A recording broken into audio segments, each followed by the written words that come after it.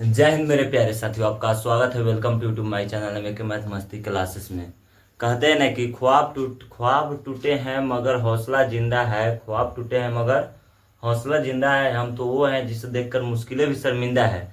चलिए मेरे प्यारे साथियों, तो आज हम लोग पढ़ने जा रहे हैं क्लास 10th का हिंदी व्याकरण। और आज की दुनिया में अगर कोई किसी का बुराई न करे तब तक वह व्यक्ति इस दुनिया में आगे बढ़ ही नहीं सकता। लेकिन दुनिया में, आजकल के दुनिया में आपका विरोध करने वाला, आपका कमियां खोजने वालों की संख्या कम नहीं होना चाहिए, क्योंकि वही लोग किसी भी व्यक्ति को आगे बढ़ाते हैं। और उन्हीं लोगों का देन है कि दुनिया आज हमारे समाज में, हम हो या हमारा कोई भी हो, ठीक है, उनको उनके समाज का लोग ही उनको आगे बढ़ाने में महत्वपूर्ण योगदान देते हैं। क्योंकि जब तक वह ताना नहीं सुनेगा, किसी की बात नहीं सुनेंगे, भरे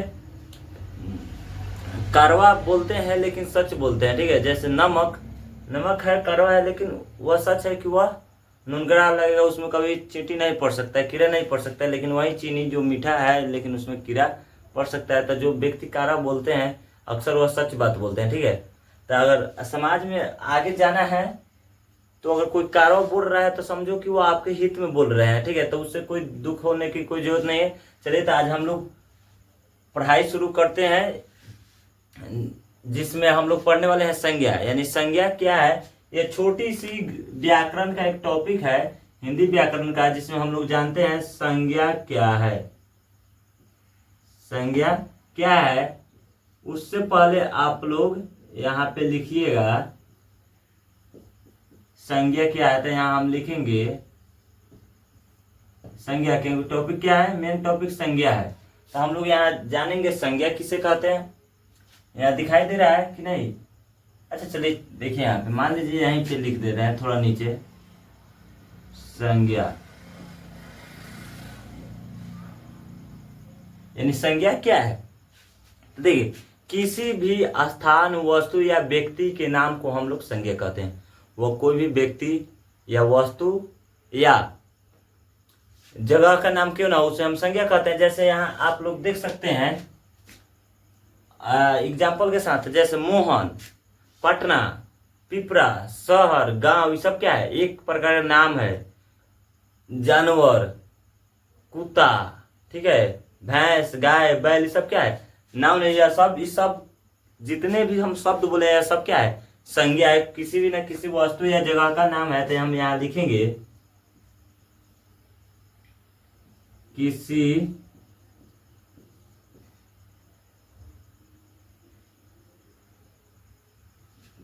देखो यहाँ जिस शब्द से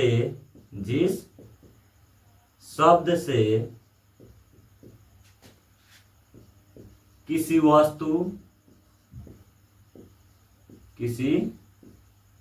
वस्तु व्यक्ति या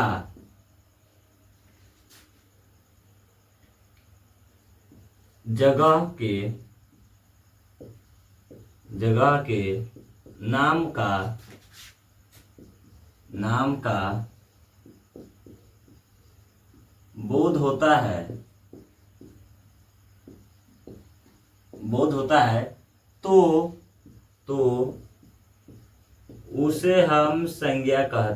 तो उसे हम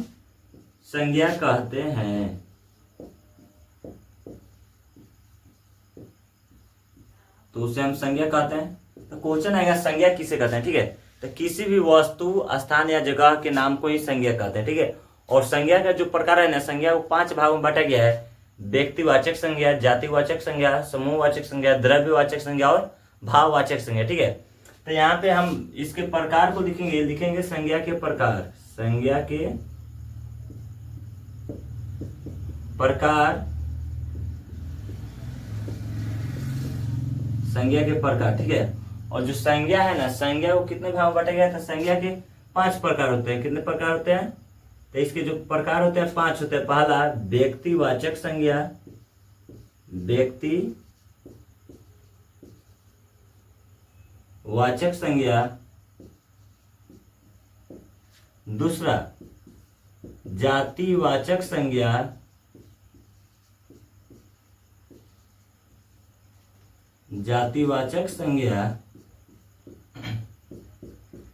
तीसरा होता है समूहवाचक संज्ञा,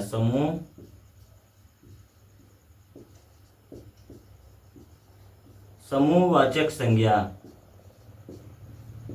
और जो चौथा होता है, चौथा क्या होता है, भाववाचक संज्ञा, भाववाचक संज्ञा। और पांचवा होता है आपका, या इसको हम कहीं भी लिख सकते हैं, उससे कोई दिक्कत नहीं है। चौथा में द्रव्यवाचक संज्ञा होता है, पांचवा भाववाचक संज्ञा। तो हम यहाँ कोई भी लिख सकते हैं, उससे कोई दिक्कत नहीं होना चाहिए मेरे प्यारे बच्चों। तो यहाँ लिखेंगे हम द्रव्यवाचक संज्ञा, द्रव्यवाचक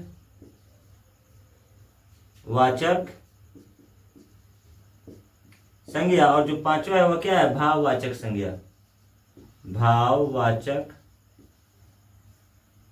संज्ञा। यह हो गया आपका संज्ञा के प्रकार, ठीक है। व्यक्तिवाचक संज्ञा, जातिवाचक संज्ञा, समूहवाचक संज्ञा, द्रव्यवाचक संज्ञा और भाववाचक संज्ञा। अब इसके पांचों प्रकार को हम एक एक करके पढ़ेंगे, जिसमें हम जानेंगे। एक नंबर में जो है व्यक्तिवाचक संज्ञा, क्या है, व्यक्तिवाचक संज्ञा। तो हम यहाँ लिखेंगे, आप लोग एक नंबर में लिखिएगा, व्यक्तिवाचक संज्ञा किसे कहते हैं। या एक नंबर लिख के डैश देंगे यहाँ पे एक नंबर हम लिखेंगे व्यक्तिवाचक संज्ञा, व्यक्तिवाचक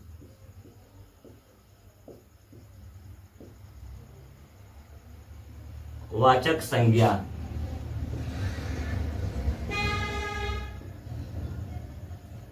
व्यक्तिवाचक संज्ञा, तो व्यक्तिवाचक संज्ञा किसे कहते हैं, या व्यक्तिवाचक संज्ञा क्या है। तो देखिए व्यक्तिवाचक संज्ञा क्या है।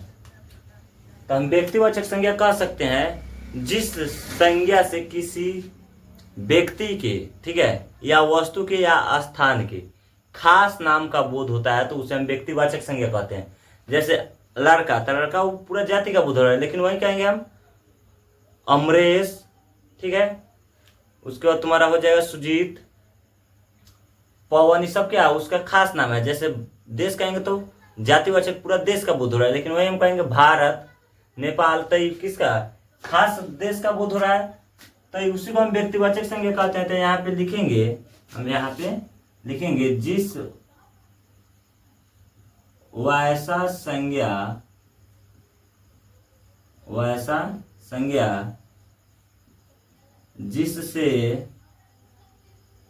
जिससे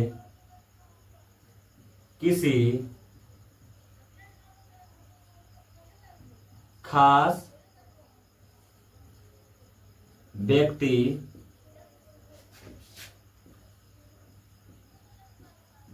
वस्तु या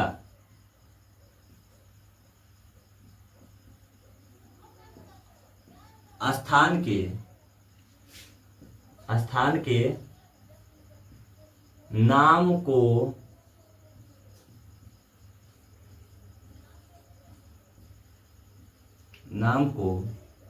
व्यक्तिवाचक संज्ञा कहते हैं। क्या कहते हैं, व्यक्तिवाचक संज्ञा कहते हैं, व्यक्तिवाचक संज्ञा कहते हैं। यानी वह किसी भी व्यक्ति, ठीक है, या स्थान या जगह हो, उसके जो खास नाम होता है उसको हम क्या बोलते हैं, व्यक्तिवाचक संज्ञा कहते हैं। जैसे एग्जाम्पल आप लोग कमेंट बॉक्स में बताइएगा मेरे प्यारे बच्चों, इसका एग्जाम्पल क्या होगा, अमरेश। तो इसका एग्जाम्पल हम लिख सकते हैं, जैसे अमरेश विकास, ठीक है, बिहार, भारत, पटना, इत्यादि कर देंगे, इत्यादि। यानी बहुत सारे इसका एग्जाम्पल आ जाएगा, ठीक है। यानी आया कि नहीं समझ में, इतना समझ में आना चाहिए। खाली समझ में आ गया तो हम इसमें लाखों एग्जाम्पल लिख सकते हैं, उसमें कोई दिक्कत नहीं है, कोई किंतु परंतु नहीं होना चाहिए, ठीक है। तब जो आपका 2 नंबर है, 2 नंबर में क्या है, जातिवाचक संज्ञा, जातिवाचक संज्ञा।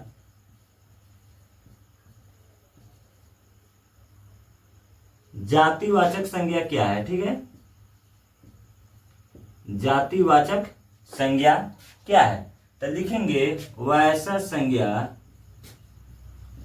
वैसा संज्ञा जिससे, वैसा संज्ञा जिससे पूरे जाति का, वैसा संज्ञा जिससे पूरे जाति का बोध होता है, जाति का बोध होता है, होता है, तो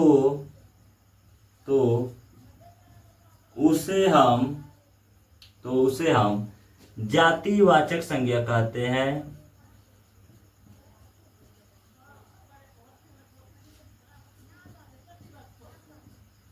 तो उसे कौन सा संज्ञा कहते हैं? हम जातिवाचक संज्ञा कहते हैं। देखिए मेरे प्यारे बच्चों, जातिवाचक संज्ञा क्या, अब इसको हम समझेंगे। तो वह बोल सकते हैं वैसा संज्ञा जिससे पूरा जाति का बोध होता है, उसे हम जातिवाचक संज्ञा कहते हैं। जैसे लड़का, भाई, बहन, माता, पिता, लड़का, लड़की, देश, राज्य, शहर, गांव, इससे किसी खास वस्तु का नाम नहीं हो रहा है। गाय, जानवर, इस सब से किसी खास व्यक्ति या वस्तु या जगह का नाम का बोध नहीं हो रहा है। तो इसका पूरा जात का नाम का बोध हो रहा है। ठीक है, यानी जैसे हम देश ले रहे हैं तो इसमें पूरा देश आ रहा है, कौन सा देश है इससे इसका पता नहीं चल रहा है, तो यह जातिवाचक संज्ञा के अंतर्गत आएगा। तो ये सब क्या कहलाएगा? मंत्री, विधायक, सब आपका जातिवाचक संज्ञा कहलाएगा। तो हम यहाँ लिखेंगे, जैसे में गांव, भाई, माता, पंखा, देश, राज्य, मंत्री हो गया, शहर, उसके आगे हम क्या लिख सकते हैं यहाँ पे? विधायक,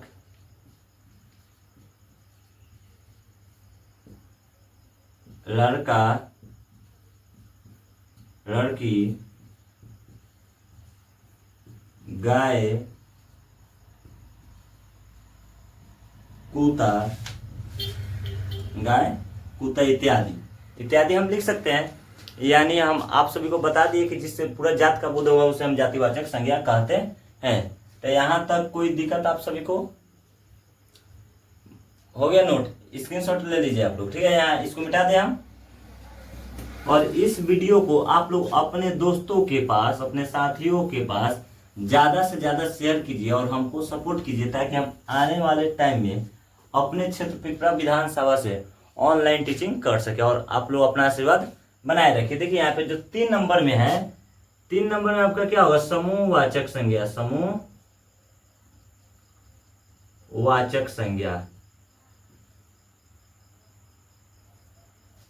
समूहवाचक संज्ञा क्या है?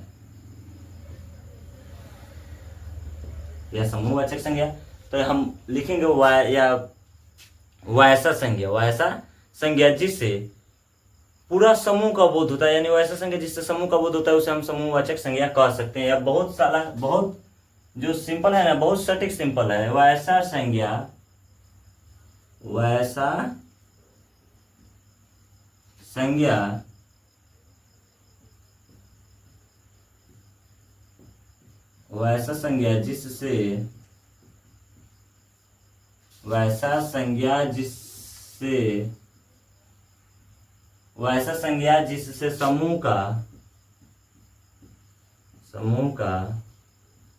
का बोध होता है,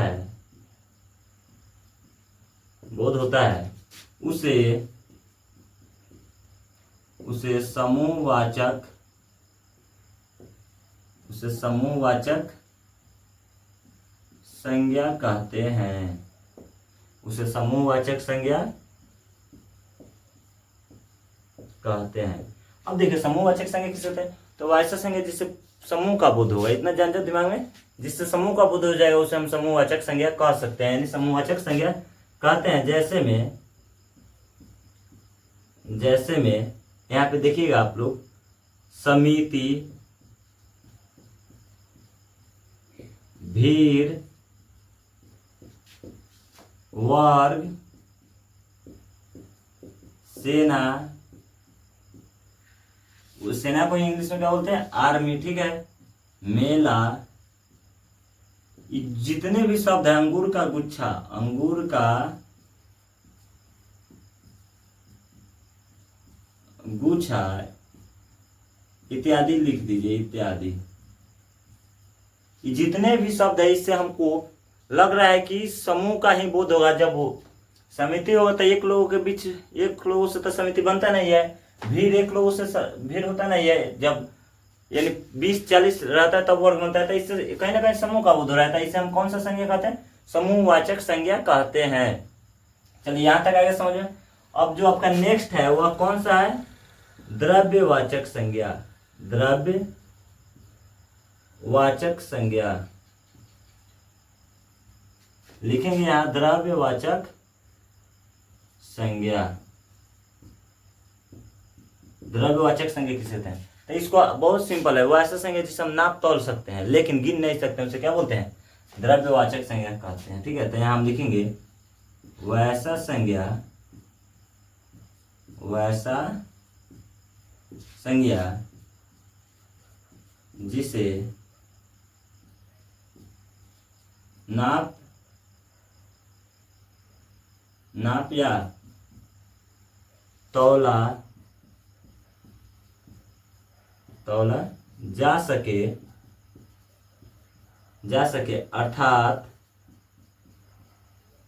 अर्थात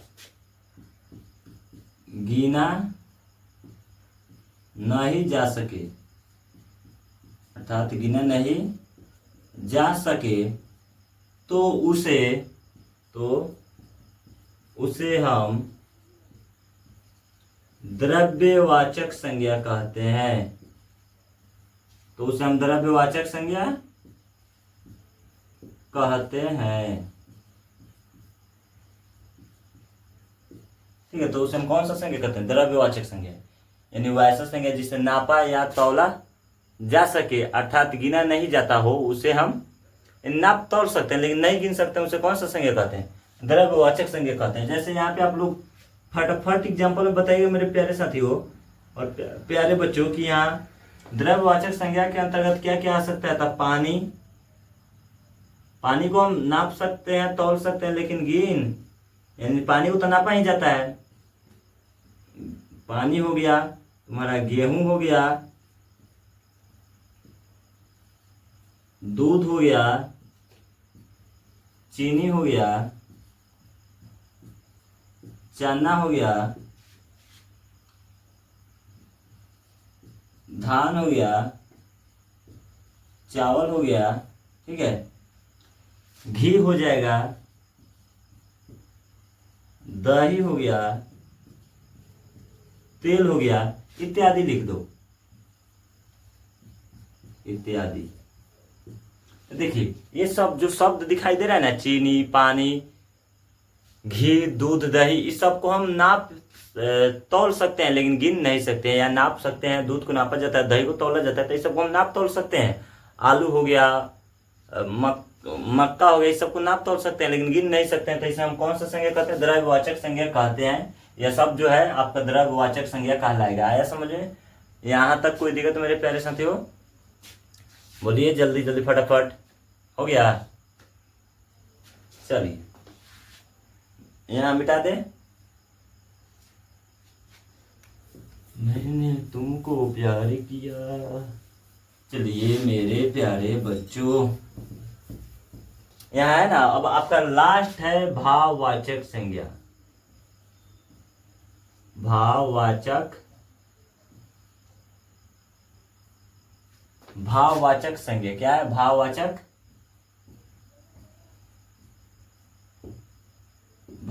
संज्ञा क्या है? ठीक है, तो इसको हम यहाँ देखेंगे।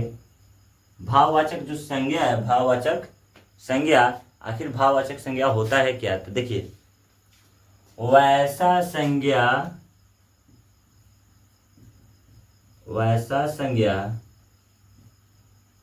जिसे हम महसूस कर सके, कर सके, अर्थात अर्थात ना छू सके, अर्थात ना छू सके, और ना ही देख सके,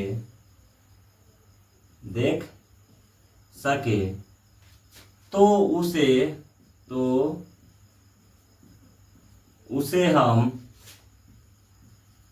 उसे हम भाववाचक संज्ञा कहते हैं, भाववाचक संज्ञा कहते हैं।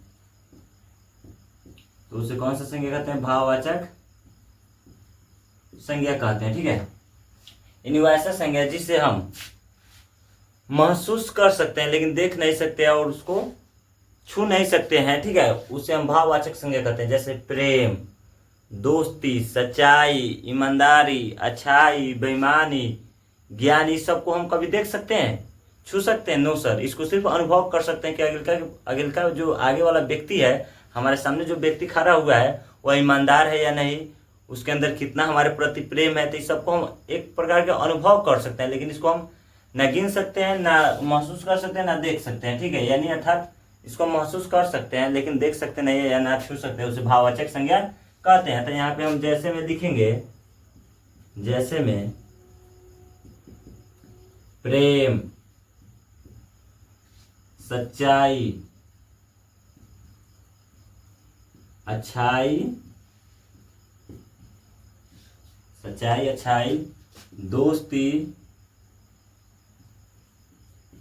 दोस्ती, ईमानदारी, बेईमानी, ज्ञानी,